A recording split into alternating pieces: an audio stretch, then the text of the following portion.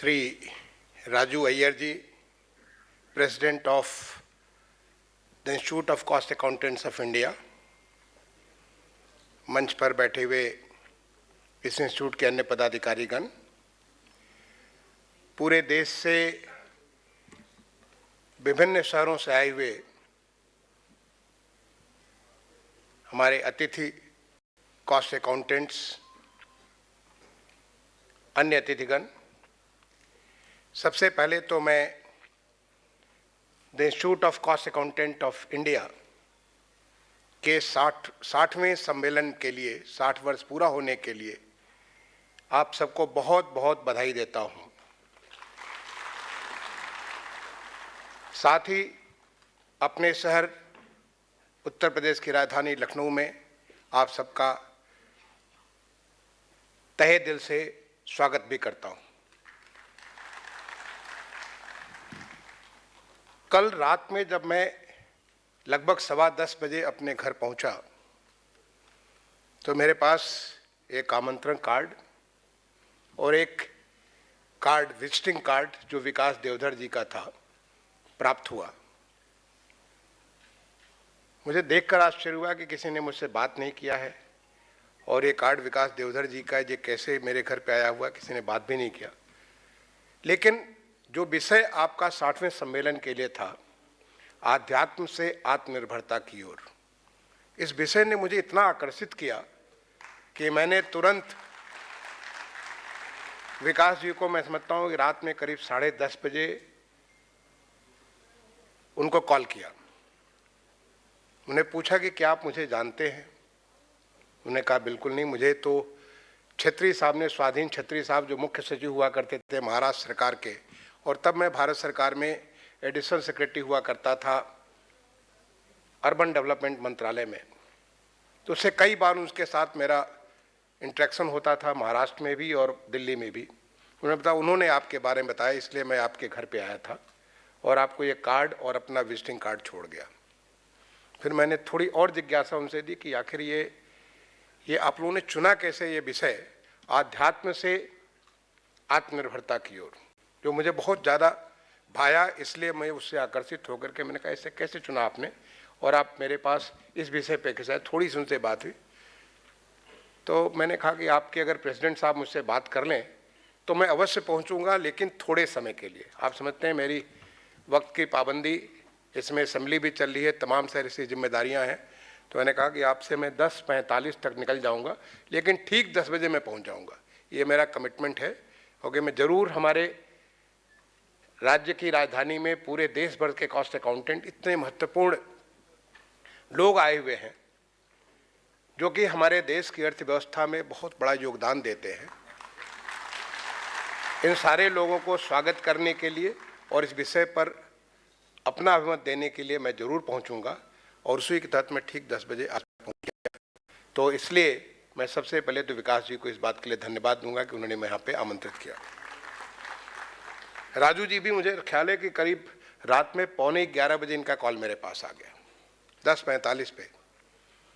उन्होंने कहा, फिर उनसे भी मैंने इसी बात को दोहराया कि मैं, समय मेरे पास संक्षिप्त होगा, लेकिन मैं पहुंचूंगा जरूर, क्योंकि विषय बहुत अच्छा है और लोग बहुत महत्वपूर्ण हैं और हमारा प्रदेश बहुत तेजी से बढ़ रहा है। आपने भी सुना हमारे माननीय मुख्यमंत्री जी को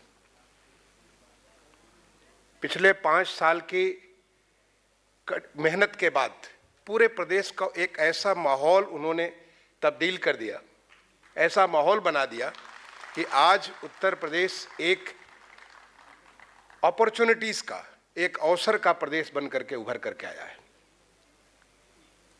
यहाँ पर अभी अगले 3 जून को एक ग्राउंड ब्रेकिंग सेरेमनी होने जा रही है इन्वेस्टमेंट्स की, जिसमें लगभग 80,000 करोड़ से ज़्यादा के प्रोजेक्ट्स या तो वो चालू हो चुके हैं, या चालू होने वाले हैं, या चालू हो रहे हैं।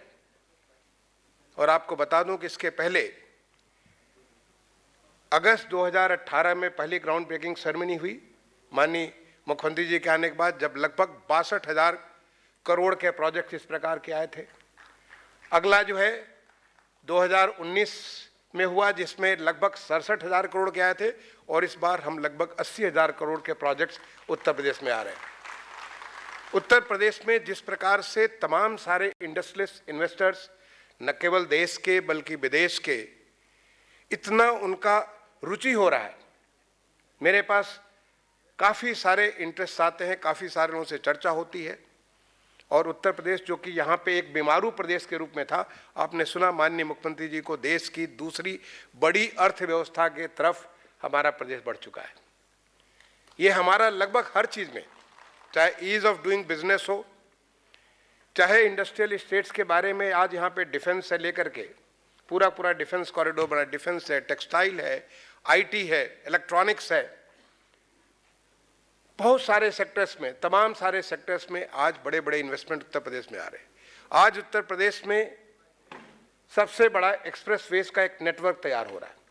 ऑलरेडी यहाँ पर दिल्ली से लेकर आगरा, आगरा से लेकर लखनऊ, लखनऊ से पूर्वांचल, और अभी बहुत जल्दी हमारा जो है बुंदेलखंड, और उसके बाद गंगा एक्सप्रेस वे, इनके तमाम सारे एक्सप्रेस, इतने सारे इन्वेस्टमेंट हो रहे हैं। आज पूरे देश में सबसे बड़ा हवाई अड्डे का नेटवर्क, 5 हमारे अंतर्राष्ट्रीय एयरपोर्ट्स यहाँ प्रदेश में चालू हो चुके हैं या चालू होने वाले हैं, और तमाम सारे एयरपोर्ट्स जो रीजनल कनेक्टिविटी के तहत हमारे चालू हो गए हैं और बहुत सारे चालू होने जा रहे हैं। मैं समझता हूँ देश का सबसे बड़ा एयर कनेक्टिविटी का राज्य होगा हमारा उत्तर प्रदेश। आज हमारे प्रदेश में सबसे ज़्यादा मेट्रो का नेटवर्क, 5 शहरों में हमारे मेट्रो नेटवर्क पूरे देश में। मैं अभी यहाँ 30 दिसंबर को उत्तर प्रदेश में मुख्य सचिव का पदभार संभाला, उसके पहले मैं लगभग 4 साल 7 महीने भारत सरकार का आवासन एवं शहरी कार्य मंत्रालय, हाउसिंग एंड अर्बन अफेयर्स, उस मंत्रालय का मैं सचिव था भारत सरकार में, पूरे देश का काम देखता था। उत्तर प्रदेश ने मेट्रो के फील्ड में सबसे बड़ा काम किया है, मैं समझता हूँ, और जिस तेजी से यहाँ पे विकास हो रहा है वो अभूतपूर्व है। अपने देश की पहली RRTS, regional rapid transport system, जो कि दिल्ली से लेकर मेरठ की दूरी को मात्र 55 मिनट में पूरा करेगी, 16 स्टेशनों पर ठहरते हुए। ऐसी व्यवस्था दुनिया में तमाम सारे देशों में हमने देखा है, लेकिन हमारे माननीय प्रधानमंत्री जी ने हमारे देश में दुनिया की बेस्ट सुविधाओं को लाने की कोशिश की, और उत्तर प्रदेश उसको करने जा रहा है। मैं समझता हूं कि इस साल के दिसंबर में दिल्ली मेरठ RRTS का पहला 17 किलोमीटर का हमारा जो नेटवर्क है वो चालू हो जाएगा, उस पर लोग चलना चालू करेंगे, और पूरा का पूरा हमारा नेटवर्क लगभग 90 किलोमीटर का, जिस पे केवल 55 मिनट में 16 स्टेशनों पर ठहरते हुए आप सोच सकते हैं कि कितनी बड़ी विकास की नई संभावनाएं बनने वाली है। तमाम सारे लोग दिल्ली में रहने की जगह बाहर रहेंगे और वहां से 15 मिनट, 20 मिनट, 25 मिनट में दिल्ली शहर में पहुंच जाएंगे। जो हमारा फ्रीट कॉरिडोर है, फ्रीट कॉरिडोर को 2-3 कॉरिडोर को हमारे प्रदेश को उसको जा रहा है, वाटरवेज के बारे में, तो इतना बड़ा इंफ्रास्ट्रक्चर हमारे प्रदेश में बन रहा है। आपने सही चुनाव किया अपना 60वां सम्मेलन करने के लिए उत्तर प्रदेश में, कि यहाँ पे जब पूरे देश भर के लोग आएंगे, क्योंकि आपकी अर्थव्यवस्था में बहुत बड़ा योगदान है। और उसका विषय आपने चुना आत्मनिर्भर भारत। आत्मनिर्भर भारत शब्द हमारे माननीय प्रधानमंत्री जी, जिनके साथ मुझे काम करने के, मैंने बताया कि मैं 4.5 साल से ज्यादा भारत सरकार का सचिव आवासन एवं शहरी कार्य मंत्रालय रहा। माननीय प्रधानमंत्री जी की जो सोच है, जिस प्रकार से उन्होंने, जब पूरी दुनिया, सारे के सारे दुनिया के जितने बड़े बड़े, जितने सारे विकसित देश हैं, कोरोना महामारी से तबाह हो रहे थे, आपने तस्वीरें देखी होंगी, आपने वीडियोस देखी होंगी, किस प्रकार से उनकी अर्थव्यवस्था चकनाचूर हो रही थी, उनकी स्वास्थ्य व्यवस्था पूरी तरह से टूट फूट रही थी। ऐसे में माननीय प्रधानमंत्री जी ने देश को आह्वान किया आत्मनिर्भर भारत के तरफ, और उस आत्मनिर्भर भारत में न केवल भारत सरकार बल्कि भारत सरकार, राज्य सरकार, जो स्थानीय निकाय हैं, पूरा देश एक टीम इंडिया के तौर से इस प्रकार से जुड़ गया। आज ऐसे तमाम सारी चीजें हो रही हैं पूरे देश में, जो इस देश को आगे, जो हमारे माननीय प्रधानमंत्री जी ने पिछले 15 अगस्त 2021 को स्वतंत्रता दिवस के अवसर पर लाल किले के प्राचीर से पूरे देश को आह्वान किया कि जब हम अपने देश की आज़ादी की 100वीं वर्षगांठ मना रहे होंगे 2047 में, हमारा देश कैसा होगा। आप सोचिए, और उस देश को बनाने के लिए, उस समृद्ध भारत को बनाने के लिए आप अपना योगदान दीजिए। ये हमारी नई यात्रा, जिसको उन्होंने कहा, ये हमारा अमृत काल है, ये हमारा अमृत काल है। आज़ादी का अमृत महोत्सव हम लोग मना रहे हैं, देश की आज़ादी के 75 साल पूरा होने पे, जो कि अभी 15 अगस्त 2022 को पूरा होगा। लेकिन इसके बाद का जो हमारा आगामी 25 साल है, वो 25 साल हमारा अमृत काल है। उस अमृत काल की यात्रा इस देश को एक समृद्ध, सशक्त, संपन्न, स्वस्थ भारत बनाने के लिए, जिसको नया भारत की संज्ञा दिया माननीय प्रधानमंत्री जी ने, एक आत्मनिर्भर भारत की संज्ञा दिया, उसके तरफ हम बढ़ रहे हैं। और उसको करने के लिए हमारे अर्थव्यवस्था के, समाज के हर वर्ग को, हर एक को अपनी अपनी आहुति और अपना अपना योगदान देना है, ये सोच करके कि हम कैसे होंगे 2047 में। हो सकता हम में से कुछ लोग न भी हों, आगे 25 साल है, लेकिन भगवान ने हमें वो शक्ति दी है कि हम सोच सकते हैं कि हम कैसे होंगे। हम 2047 में हमारा देश कैसा होगा, हमारा राज्य कैसा होगा, हमारा शहर कैसा होगा, हमारा गांव कैसा होगा, हमारे लोग कैसे होंगे, किन सुविधाओं में, किस प्रकार की जीवन जी रहे होंगे, ये हम सोच सकते हैं। और सोच करके हम वो यात्रा तय कर सकते हैं कि हम कैसे इस अमृत काल में उस यात्रा को, उसको पूरा करें जैसा हम अपने देश को 2047 में चाहते हैं। ये हमारी अमृत काल की यात्रा। ऐसे समय में आप जैसे विद्वत जन को, जो कि कॉस्ट अकाउंटेंट में इतना बड़ा काम आप सारे के सारे पूरे देश में करते हैं, आप सबको अगला 2 दिन उस विचार मंथन के लिए एक मौका है, एक समय है जिसमें आप सारे के सारे विद्वत जन सोच सकते हैं, विचार कर सकते हैं, संकल्पित हो सकते हैं, संकल्प ले सकते हैं कि हम क्या करें कि जिससे हम जो सोच रहे हैं, हम जिस सपने को देख रहे हैं जो 2047 के लिए, चाहे हम रहें चाहे न रहें, हमारी पीढ़ियों के लिए वो भारत 2047 के लिए बनेगा और उसमें हमारा ये योगदान होगा। मैं यही शुभकामनाएं आपको देना चाहता हूं। मुझे खुशी इस बात की हुई कि आपने इस आत्मनिर्भर भारत के लिए, मैं आत्मनिर्भर भारत पे मैं 1-2 उदाहरण आपको दूंगा, ऐसे तो सैकड़ों उदाहरण अगर मैं बोल सकता हूं तो सैकड़ों हजारों उदाहरण मैं आपको बता सकता हूं किस रास्ते पे चल रहे हैं। As a urban secretary government of India, आपने मेट्रो, आप लोग शहरों से आए होंगे, तमाम सारे देशों में शहरों, अपने देश के तमाम सारे शहरों से आए होंगे जहां पे मेट्रो है। इस शहर में भी मेट्रो चल रही है, लखनऊ मेट्रो चल रही है। मेट्रो के बारे में आज हम लोग जब शुरुआत किए थे, बहुत दिन नहीं, जब पहली यात्रा, अब अटल बिहारी वाजपेयी जी हमारे माननीय भूतपूर्व प्रधानमंत्री जी के, उनके नाम पे इस कक्ष में ये आज आपका इवेंट हो रहा है। माननीय श्री वाजपेयी जी ने पहली यात्रा की थी दिल्ली में, दिल्ली मेट्रो की। वो ऐतिहासिक यात्रा 7 किलोमीटर दिल्ली की जो यात्रा थी, वहां से शुरुआत हुई थी, ज्यादा दिन पहले नहीं, केवल आज से 20 साल पहले, 2 दशक पहले। और आज पूरे देश में लगभग 800 किलोमीटर का मेट्रो चल रहा है। आज लगभग 1100 किलोमीटर का मेट्रो आरआरटीएस पे काम चल रहा है, आप सोच सकते हैं। और हम पूरी तरीके से दुनिया पर निर्भर थे हर चीज के लिए। लेकिन आज मुझे खुशी है आपको बताते हुए कि मैं एल्स्टम के, हमारी वहां पे चेन्नई के पास फैक्ट्री, वहां से मेट्रो के कोच को हमने फ्लैग ऑफ किया मॉन्ट्रियल जाने के लिए। हमारा मेट्रो आज यहां से मॉन्ट्रियल जा रहा है, ब्रिस्बेन जा रहा है, यहां से तमाम सारे दुनिया के देशों में हम यहां से सप्लाई कर रहे हैं। एज ए अर्बन सेक्रेटरी में 4.5 साल से ज्यादा पीरियड में एक भी मेट्रो कोच हमारा विदेशों से नहीं आया। सारे के सारे इंटरनेशनल कॉम्पिटिटिव बिडिंग के माध्यम से हमने खरीदा, एक भी कोच बाहर से नहीं आया। सारे के सारे कोच या तो हमारे बीएमएल से, भारत अर्थ मूवर्स लिमिटेड, एसएम से, बम्बार्डियर से, या टीटागढ़ जो कि कलकत्ता की कंपनी, वहां से आए। आपको जान करके खुशी होगी कि तमाम सारे हमारी टेक्नोलॉजी जो हम उनके ऊपर निर्भर थे, विदेशों पर निर्भर थे, वो सारी की सारी टेक्नोलॉजी आज हमारे देश में है। न केवल टेक्नोलॉजी है बल्कि उसको परीक्षण करने के, उसको सर्टिफाई करने के लिए कितना हम जूझते थे। जब नेशनल कॉमन मोबिलिटी कार्ड माननीय प्रधानमंत्री जी ने लॉन्च किया मार्च 2019 में, उस नेशनल कॉमन मोबिलिटी कार्ड जो पूरे देश को एक साथ, आपके सिंपल जो डेबिट कार्ड, क्रेडिट कार्ड आप समझते हैं, उसके माध्यम से पूरे देश की मोबिलिटी से जोड़ देगा, उसको सर्टिफाई करने के लिए कितनी जूझता रहा मैं। वहाँ से, फ्रांस से, पेरिस से जब हमारे एम्बेसडर जब जाके गए, तब जाके हमारा काम हो पाया। आज उसकी सुविधा हमारे देश में, बेंगलोर में ऑलरेडी ये सुविधा हो चुकी है। इस प्रकार से हमारी आत्मनिर्भरता इतनी तेजी से बढ़ी है, जो कि इस बात का आगाज है कि आने वाला 2047 का भारत कैसा होगा। हम आत्मनिर्भर इसलिए नहीं है कि हम केवल अपने लिए बनाएंगे, बल्कि हमने दुनिया को, हम तो वसुधैव कुटुंबकम, हमारी सनातन संस्कृति है वसुधैव कुटुंबकम, पूरे दुनिया को अपना परिवार मानते हैं, हम पूरे दुनिया को सप्लाई कर सकते हैं, तमाम सारी चीज़ सप्लाई करते हैं, ये हम में क्षमता है। और ये है आने वाला तो आज़ादी के जो जब हम 100 साल मनाएंगे 2047 का, वो हमारा आत्मनिर्भर भारत है। बट इस आत्मनिर्भर भारत के लिए आपने जो रास्ता चुना है वो आध्यात्मिक रास्ता। आखिर अध्यात्म क्या है? मुझे इस बात की खुशी हुई ये आपने कहा आध्यात्मिक यात्रा आत्मनिर्भरता की ओर। अध्यात्म है क्या?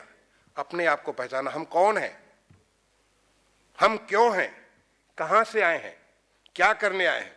अगर आप इन प्रश्नों को ढूंढना चालू करें, इसके लिए आपको जंगल, पत्थर, पहाड़ और किसी गुफा में घुसने की जरूरत नहीं है। आप अपने कमरे में बैठ करके एक बार सोचना प्रारंभ करें। ये आध्यात्म है। आज हम अपने आप को इस भौतिकता वाली युग में हम भूल चुके हैं कि हम कौन हैं।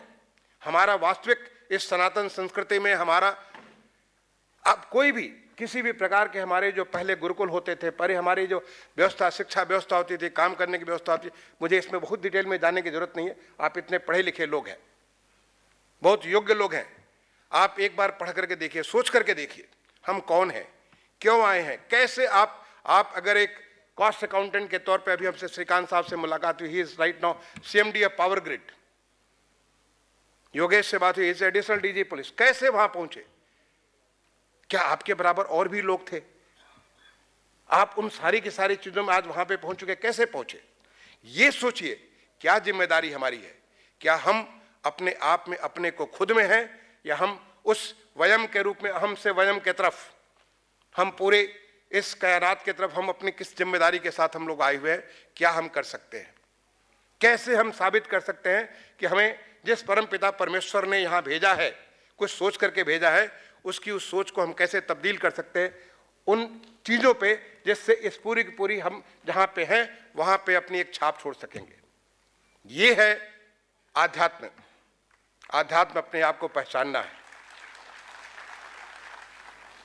आपको कोई साधु संत की संगत नहीं चाहिए। हमारे तो देश में, आप उत्तर प्रदेश में हैं, उत्तर प्रदेश में आप अयोध्या जा रहे हैं, भगवान राम की नगरी, वहाँ पे एक भव्य मंदिर, भगवान राम का भव्य मंदिर बनने वाला है।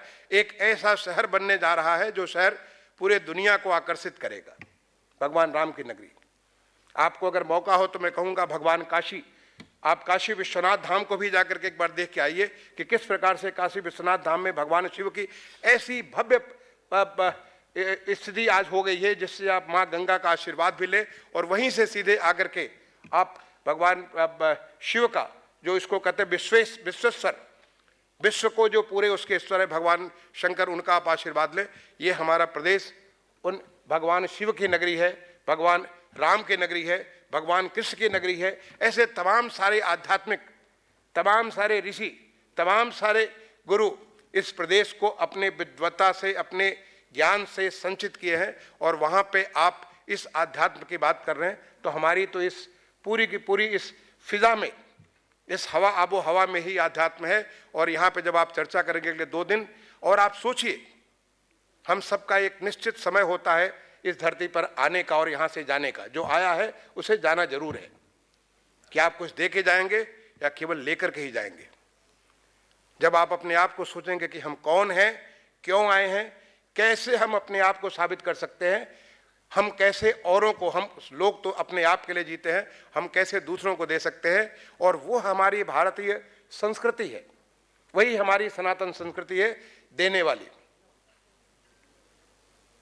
वो अगर आप करेंगे तो मैं समझता हूँ आत्मनिर्भर भारत में एक 4 चांद लगेगा। ये इसको कहते हैं सोने पे सुहागा।